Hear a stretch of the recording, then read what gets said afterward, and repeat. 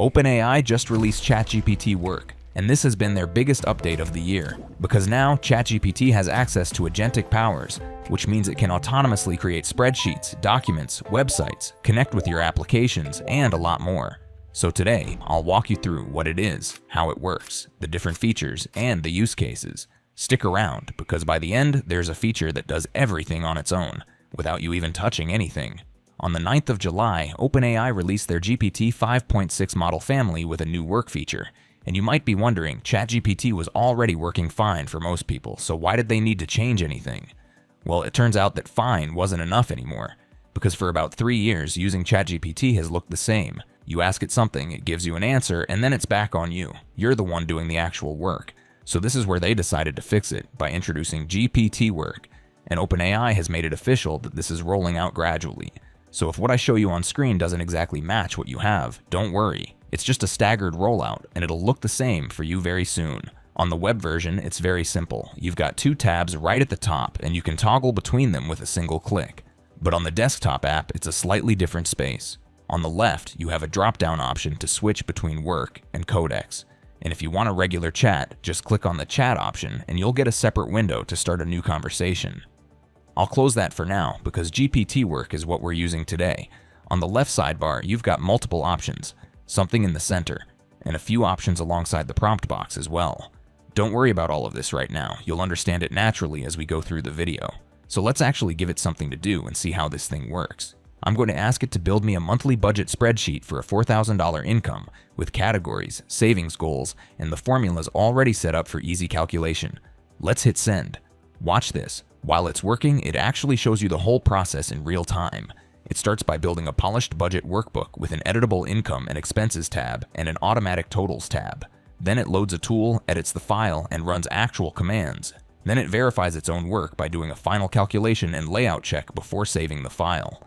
After that, it views images of what it built, checks and edits multiple times until it gets to a final result. And this is what we got. Honestly, I didn't expect it to look this clean. It built 3 separate tabs and split everything the way an actual finance person would. In the monthly budget tab, there's a $4,000 income at the top. Then it broke expenses into categories like housing, utilities, and groceries, all filled with actual numbers.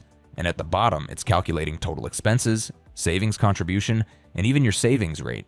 Now, if you're thinking, how do I actually use this thing? You need to go to the Start Here tab, and it literally has its own instructions on how to use the workbook. It says, set your income, plan your spending, track your actuals, and fund your goals. Then there's a color guide. Yellow cells are the ones you can edit, white ones are formulas. So you just need to fill in the yellow cells. Let's go back and test it by filling in what we actually spent this month. Say on housing, we spent exactly what we planned, but we went over on groceries and utilities. So let's put in $520 and $350 instead of the planned $450 and $250. I'll fill in the rest with some spending under and some over budget. Now watch what happens in the summary while I enter these numbers. Planned expenses were $3,050, but actual came out to $3,160. And see that red number next to it? It shows we spent $110 more than expected. And look what that does to your remaining cash. The planned amount said you'd have $400 left at the end of the month, but you only have $290. That same $110 gap showing up on the other end. Now you see that $550 savings contribution? Let's see where that number is actually coming from. Go to the Savings tab. There are different goals, and each has its own target and monthly contribution. $300 going to an emergency fund, $150 to vacation, $100 to gifts. Add all that up, and it's the same $550 we saw in the Summary tab. So these numbers aren't random. They're all connected, and all of this happened from just one prompt. And if you're thinking that's not a big deal, let me show you something. I typed the exact same prompt in a regular chat on the free plan, and look at what it gave me. Just a list of budget categories typed out as bullet points and a flat spreadsheet with 4 columns. No savings tab, no instructions tab, no color coding, nothing. So the real difference is right in front of you. Regular chat gives you a rough draft and you still have to build it yourself. ChatGPT Work gave you something completely different with the exact same prompt.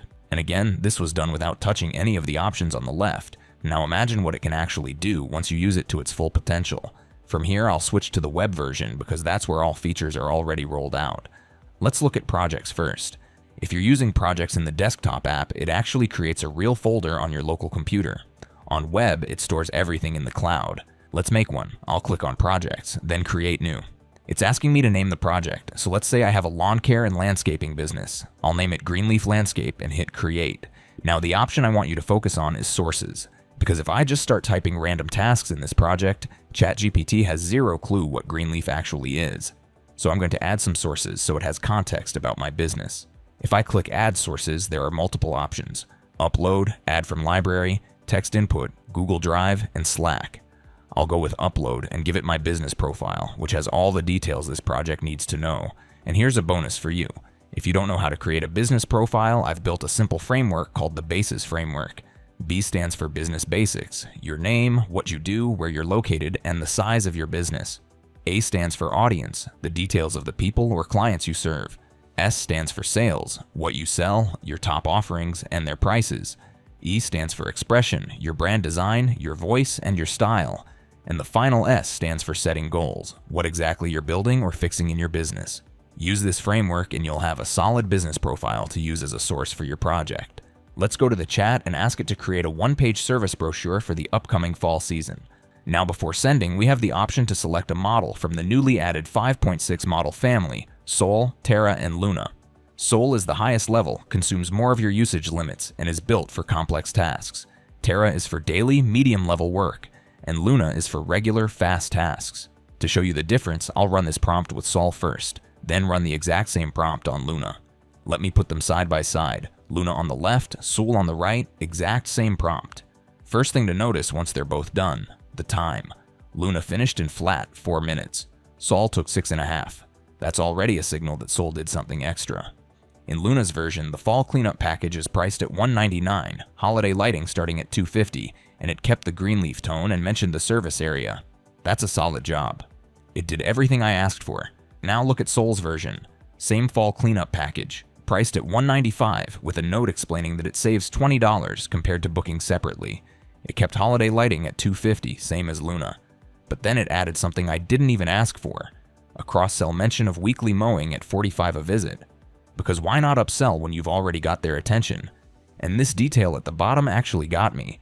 Look at this line. It says the profile didn't include a phone number or email, so the call to action says call or message Greenleaf Landscaping instead of inventing contact details. Sol caught a gap in our business profile and worked around it, while also delivering 2 different file formats. Now let's look at what they have actually built. I mean, do I even need to explain this? It's clearly a no-brainer. In these examples, Luna is good for first draft, but Sol gave you something you can directly hand to a client. So the real takeaway is that Luna is fast and honestly good enough for a lot of quick stuff, but Sol actually thinks like it has a stake in the outcome.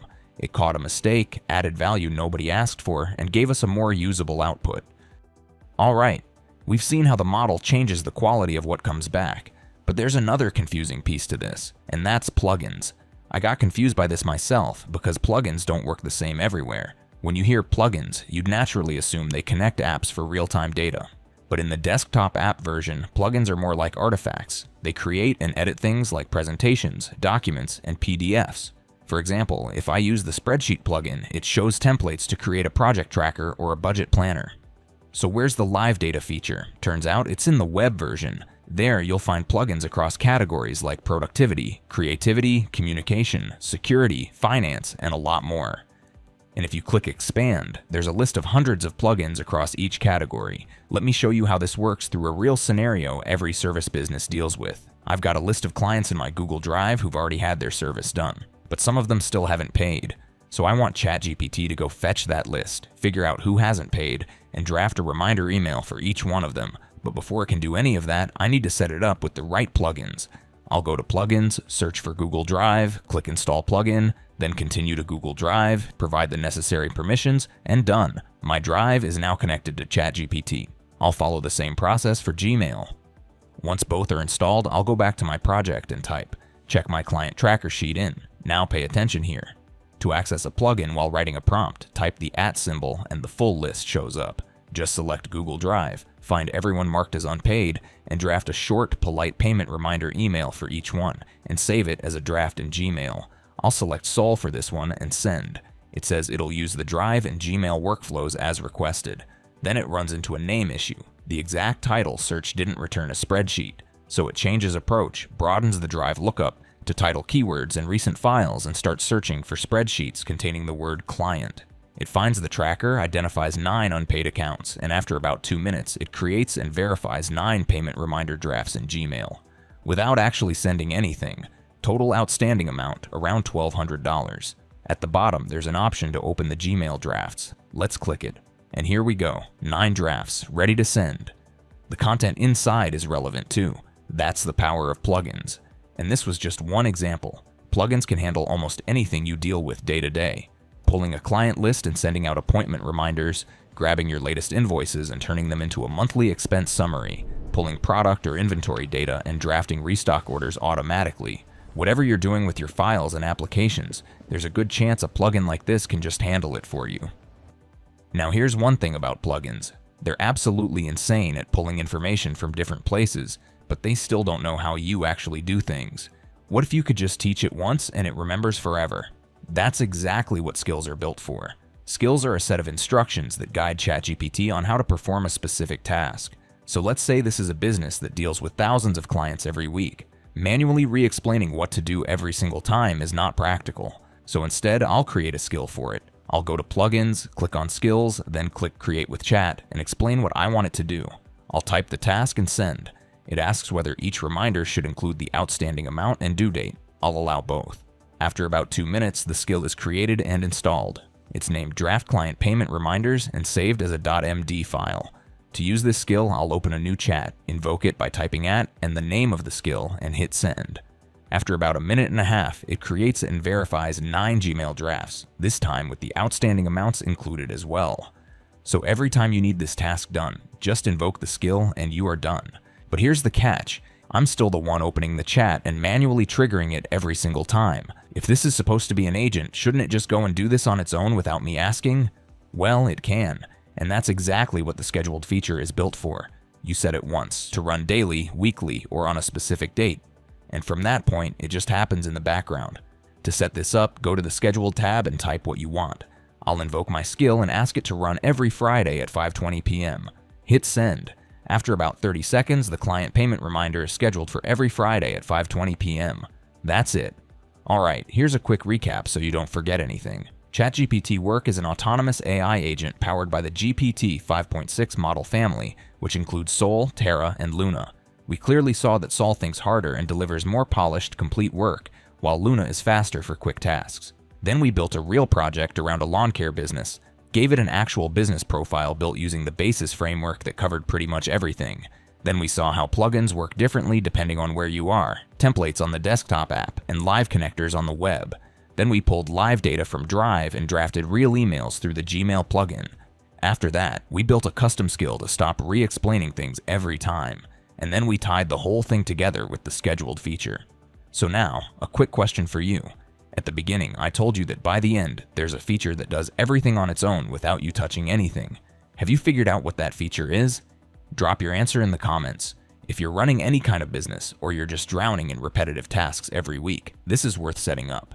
It may not be perfect right now since it's still rolling out unevenly, but the core idea is real and genuinely useful. Give it one small task and see what comes back. And if this video actually helped you understand something new, hit that like button, drop a comment, and subscribe to the channel for more breakdowns like this. Thanks for watching, and I'll see you in the next one.